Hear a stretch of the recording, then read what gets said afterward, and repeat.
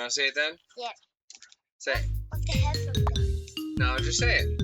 Alright, little man. What are we playing today? Everything is crap. You gotta talk on the microphone, my man, or else we can't hear you. You gotta talk on the microphone. You ain't gotta wear it, you just gotta talk to it. Because if you wear the headset, you can't hear me, because you're over there. Just stand close. Stop touching the microphone. Just stand close to it and talk to it. So that I can hear you. What are we playing today, Bradley? Everything is crap. Heck yeah, man. We're gonna start off by getting us some. Oh, I ate a mushroom that poisoned us. It's okay. Let's see. That's too big. No. Let's go crab run. We're gonna go crab run. I saw your study one. Oh no!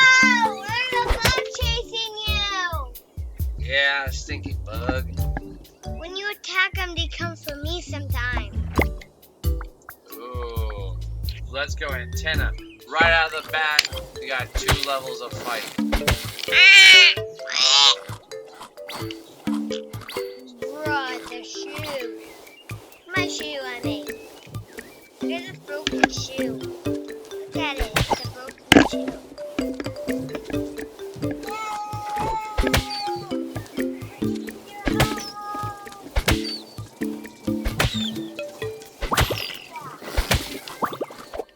Alright, little man. It's time to play. Everything is crap. Tune in.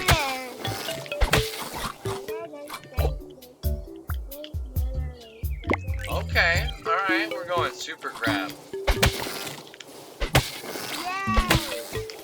Are you making a bug crab? Going full crab. Me too. Magma crab. I'm going to this shoe.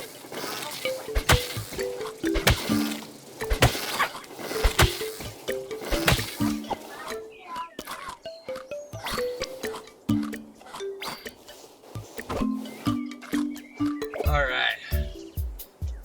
Alright, little man. When I play Connect on you. Yes. I'm gonna make myself a small crab.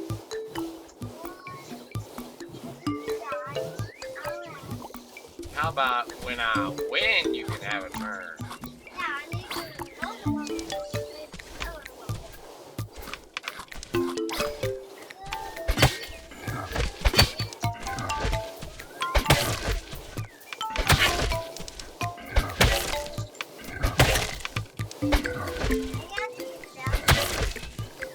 Just because he's got a star.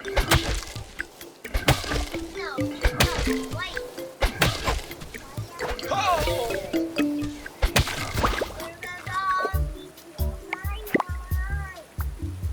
Zombie on your mind, huh? Hello, Dad. Nocturnal? Daddy. Hello. Whoa. Somebody's gonna beat me up by Crab Ray. Crab Gorilla Ray. No.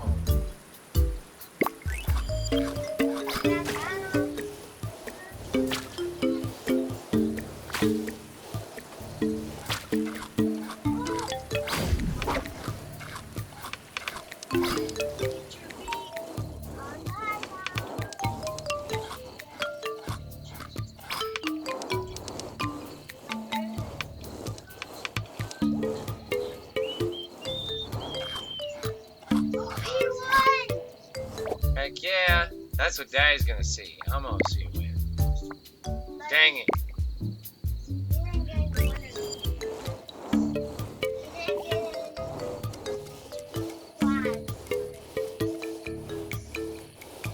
Turkey!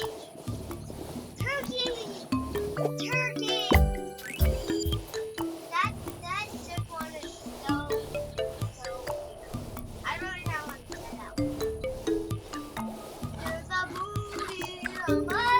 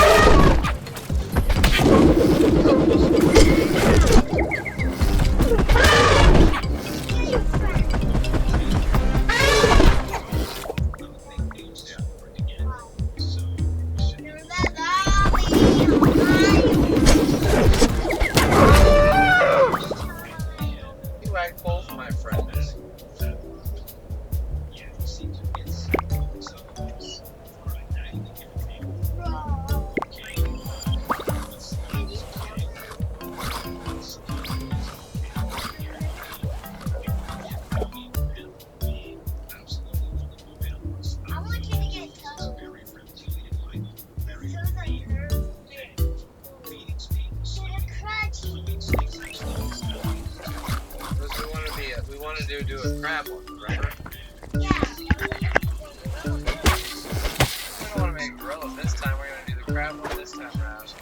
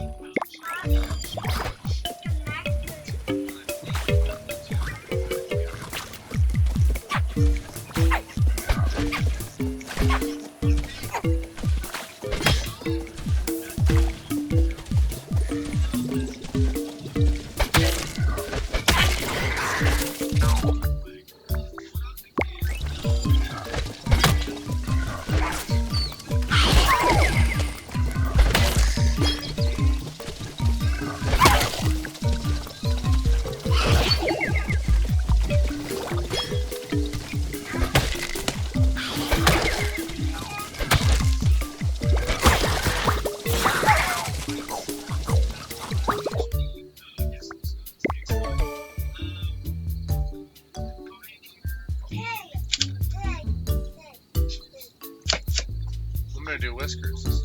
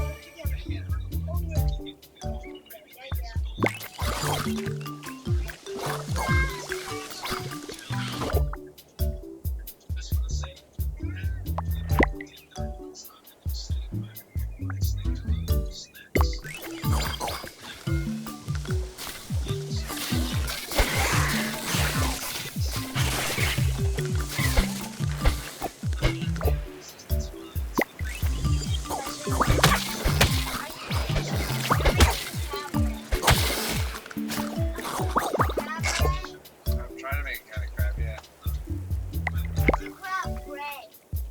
Oh, crab rave.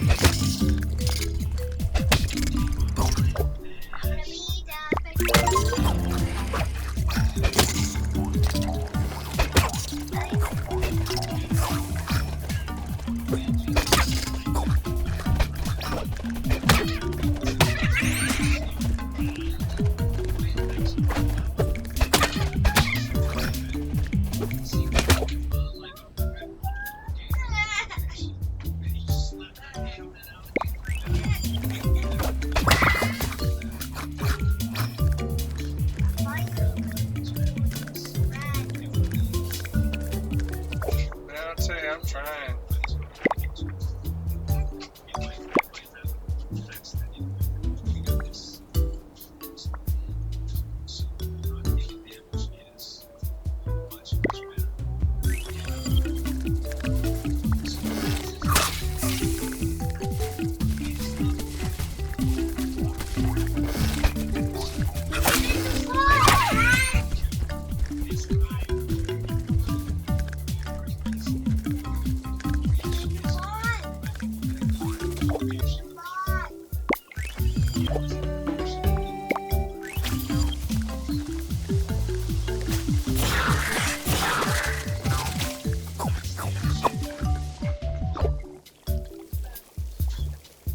Guess what you get, Dad? Eh.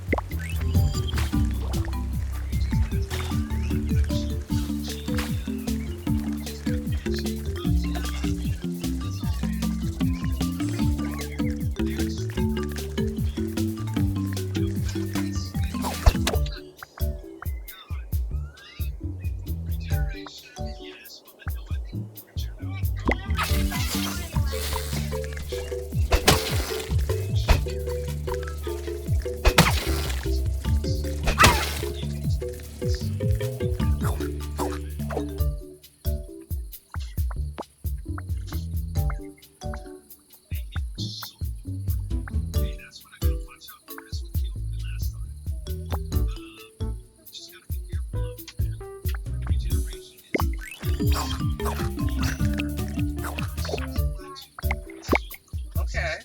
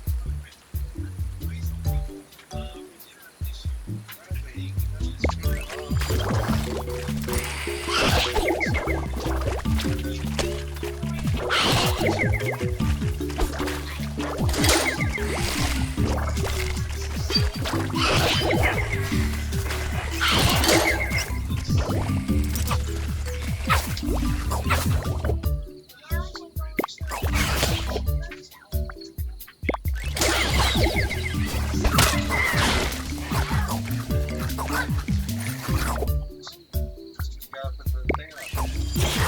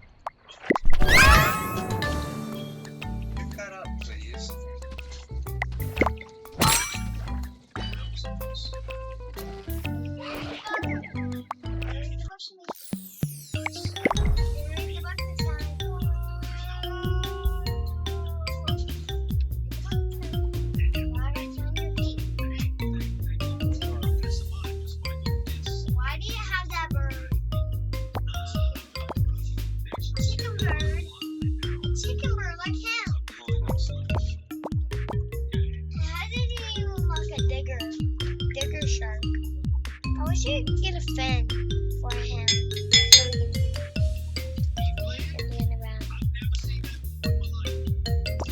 Look, cat,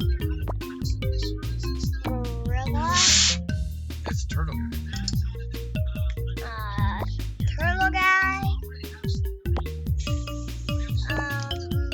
turtle guy, bug, chicken, or a. Before you go crazy.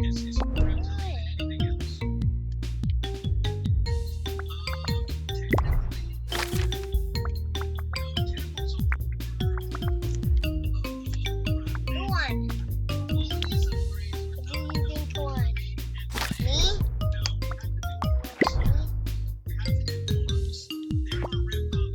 Hey, you should, yeah, whichever one you want. I like the way, bro, you can't even make that guy. You can't even, look at that name. What does that say? That says exploration mode. Slower paced version of the pellet of the game. So you could play that one, you could try. I'm gonna go ahead and make this. Yeah. I'm gonna make bigger. What's this thing? You can unlock a new dot. Hey, I'll turn it up. Guess what I do? I do blue to make blue. And I do this one to make red. Red. Why am I at the sand? How do you get out? Walk.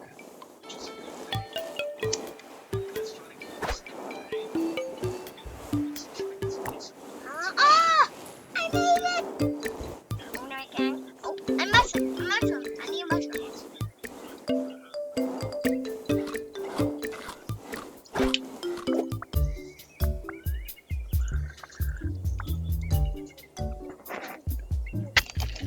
What?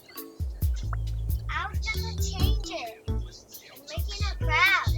I'm gonna make a crab like you tried to make.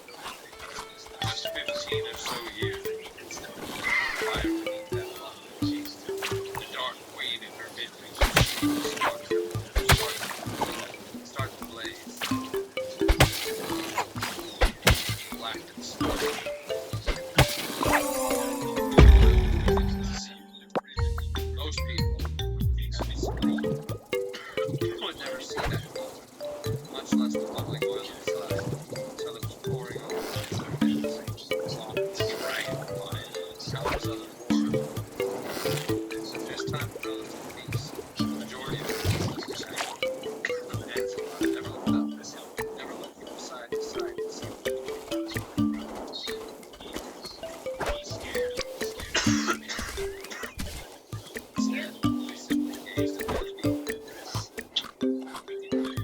through the dusty days, if they ever did lift their head, it was usually to see if it was likely to rain and spoil their face. Few felt the heat was fire. Few had been watching closely in the target fire.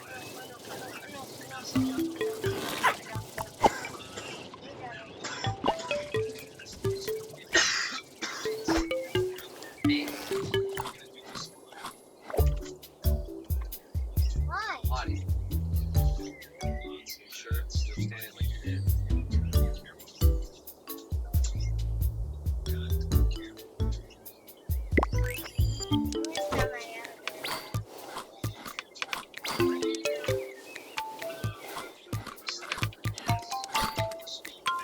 Now they can see that it was starting to slow. These few families got it. Wizard's name is Lotus. He was young, just in the middle class. Haley was the northbound. He was the youngest of three. He had been rising in the family business to Taylor. To this day, he could still display his pride as far as his fingers, the right hand. Early experience led him to be a business taste. Or with any business taste, he had a taste for knowledge. One reason he would wear enormous buttons, rarely wore white buttons. Some mages were afraid to wear the buttons, which were a symbol of their power, because that culture was not well received against them. Antilochus was not afraid. He did not wear his white robes and his white shoe of dirt. He detested riding at his destination by fast. The stains of the road was haunting him.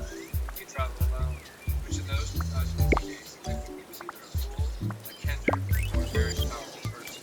Antilochus was not nor was he a kender. He traveled alone because he preferred his own company, and that of his horse or his own did. To that, almost all other of his acquaintances, hired bodyguards were generally loafish and not to mention expensive. Antimochus could acquainted her adequately handle defend himself should the need arise.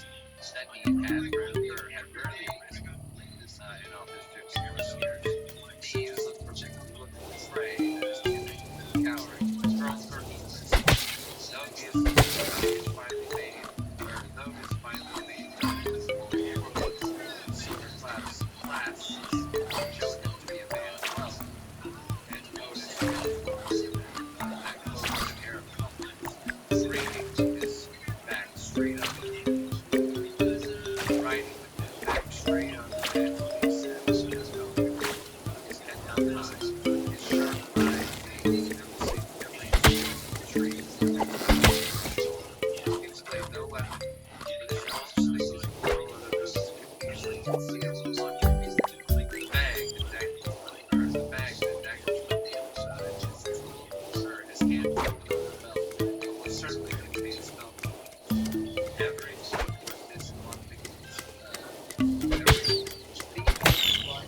was recognized that either his case and most the leather box chest containing magical scrolls, shadowy figures lurking in the hedgerow, slumped on his earth out of his way, like murderous victims. Antimochus was journeying to the tower of high sorcery away from her.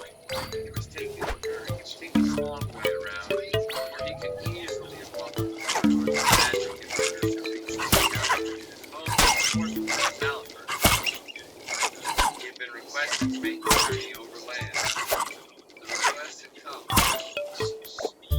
from Par-Salian, head of the Order of White Rose, and head of the Wizard's Conflict, and therefore, strictly speaking, Antimochus is magic.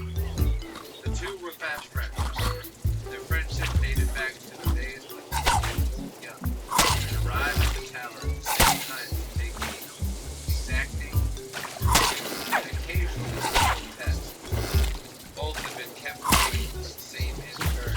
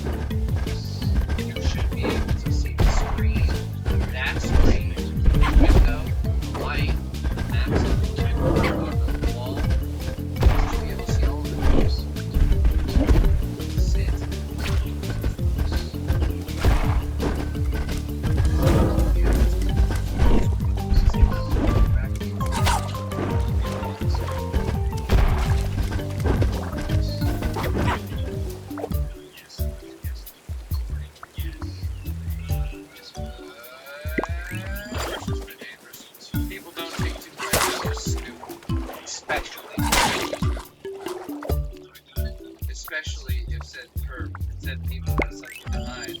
The second was tedious and boring, for generally meant dealing with children, and to Motus had this conversion to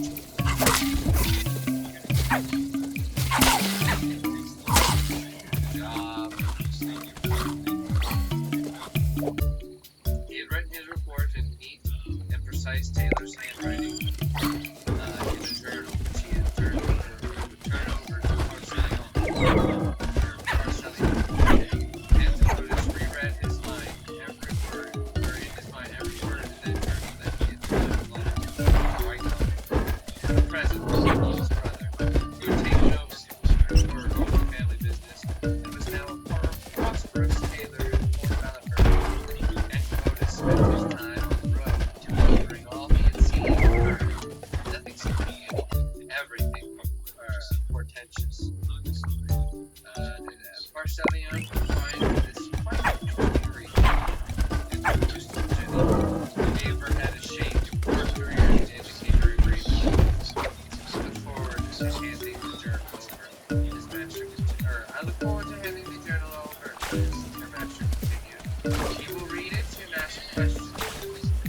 explain what I have seen and heard, and all while drinking his most excellent elegant wine. Your idea have hopes for them. Gentlemen gave a party in some places which they'd stayed, and forced to eat damp, moldy hay, or worse.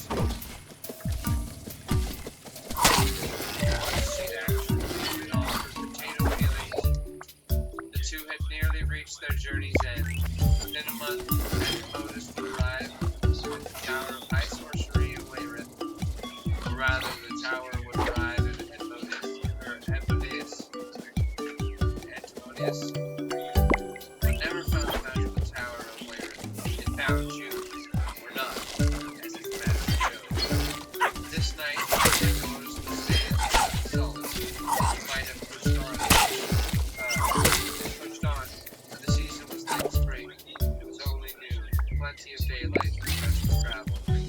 But he was fond of Solus, fond of its famous inn, the inn of the last, or famous tavern, the inn of the lost home, fond of all things Sandon, especially fond of the ale. Antimonis had been tasting the chilled dark ale with a foamy head.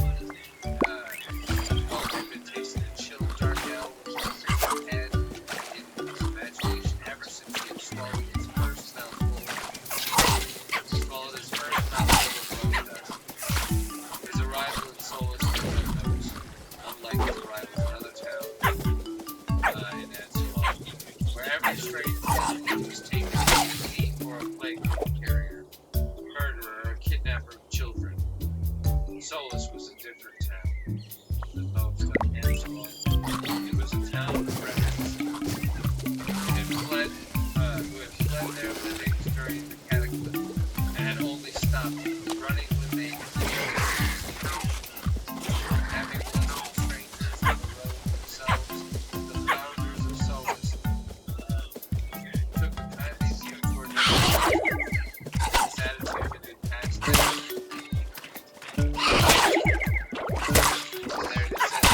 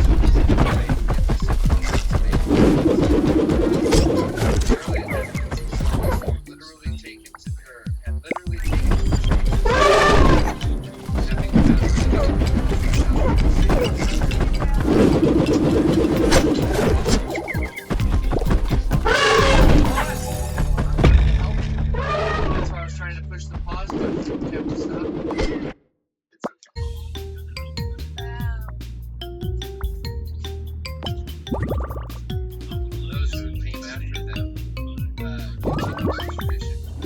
Craning his neck as Antimonius looked up from the donkey's back to the wood-like bridges that extended from tree to tree, watching the bridges swing and sway as the villagers hastened across the various errands. Hey, guess what you unlocked? The iPhone. Woo! You wanna try him? Oh, Ready? wait.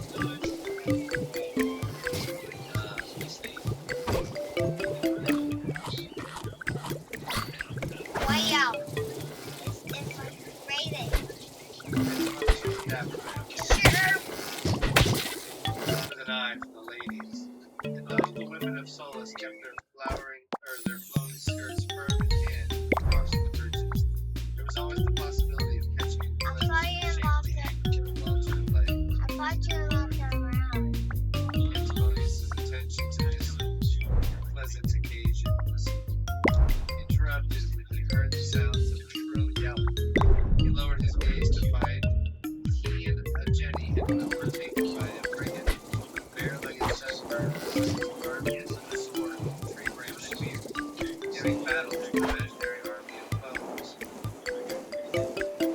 Like you, boys had not meant to run down their foes. The swirl of battle had carried them in his direction. Invisible goblins, ogres, and whatever else whatever else that the boys are chasing were in full retreat towards Canterbury, Clear Lake. Out of the shadow of Antimonus' Jenny Big gorilla. shined and danced wild-eyed and bright. The mage's bell was not worthless. The mage's bell was not trained to scout into the noise of loving. Swords and spears without words. At most, the mage's bell must accustom herself to foul-smelling weapons, velvet signals, and occasional lightning show. Bruh. Jenny was not as placid as Goblin. Strong and hale, with an uncanny knack for avoiding ruts and stuff, providing her rider providing her rider with journey. Jenny considered that she put up with a great deal on this trip. Bad food, leaky accommodations, dubious escapes from stable mates, an army of stick-wielding boys was simply too much to bear. With a twitch of her long ears and a baring of her yellow teeth, Jenny was I'm not bigger than you shrank are. back by clucking and kicking.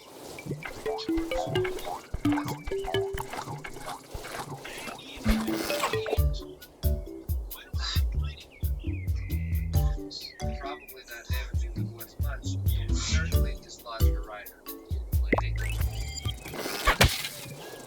Antimonus endeavored to control the dog, not have it be caught. It was mad with the battle lust, not seeing a man's distress. They swirled about him, lashing out with their swords, shrieking, crowing in shrill triumph.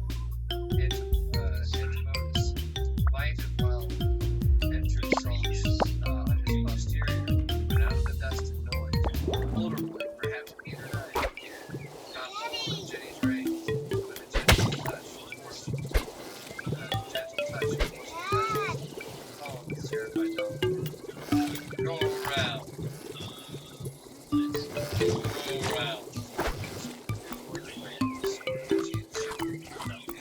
Clear out, fellows. He's frightening his donkey. The younger boys raged, ages 6 and upward. Good-naturedly obeyed me and continued their rowdy way. Their shouts and laughter echoed around the strums of the bathing streets. The older boy paused, with an accent that was definitely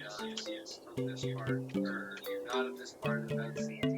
Spoke his apologies as he soothingly stroked the donkey's soft belly. We were caught up to waiting for our I trust you to take so long.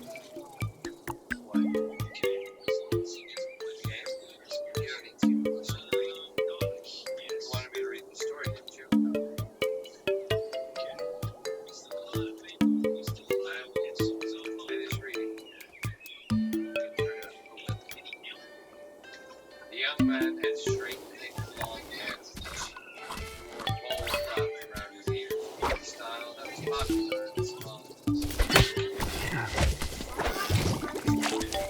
Solomania.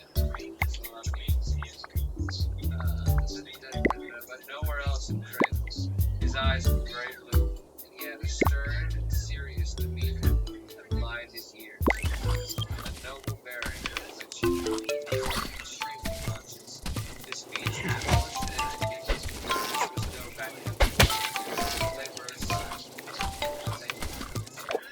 Antimotus replied. He carefully took the stoke of his stuff, checking to make certain that the buffeting had taken and now reached the couch of the quarter. He was about to ask the young man's name, where he found himself, or where he found himself in his He looked up, and the good man took the last picture from the house. The expression of his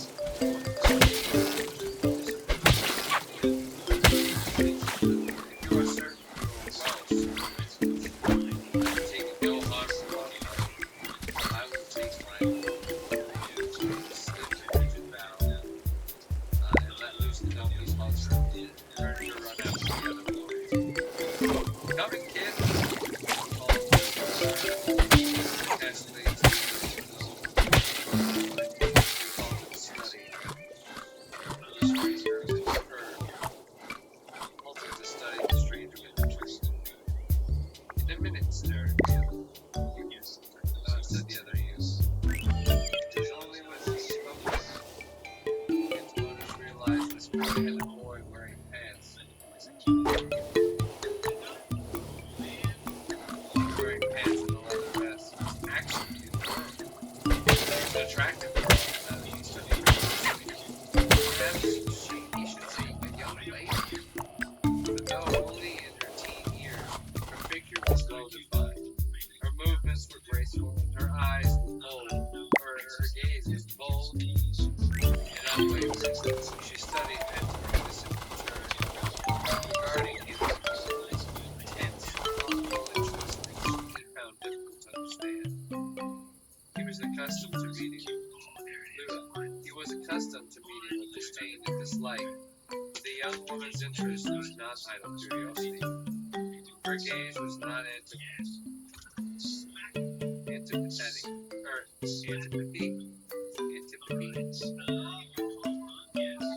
Okay. It seemed as if she was making up her mind about something. Antimotus was old-fashioned in his attitudes towards women. He liked them soft, perfumed, loving and gentle, with blushing cheeks and properly downcast eyes. He realized that in this day of powerful female wizards and powerful, strong female warriors, his attitude was backwards. But he was comfortable with it. He frowned slightly to indicate his own disapproval of this young whited, and clucked at Jenny, urging her in the direction of this public stables located near the blacksmith shop. The stables, the blacksmith, and the baker's shop with its immense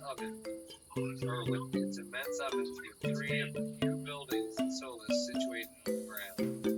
Even as Antimotus passed on the young woman, he could feel her brown-eyed gaze focus on him, wondering and considering. All right. Soul Forge. Well, I finished that chapter. I'll turn up this again. Today's gonna take a little nap. You can play everything as crap. You want to? Or we finished up that. So we'll finish up this. All right, little man. Why? We'll say thank you for watching, because it's been 1 hour.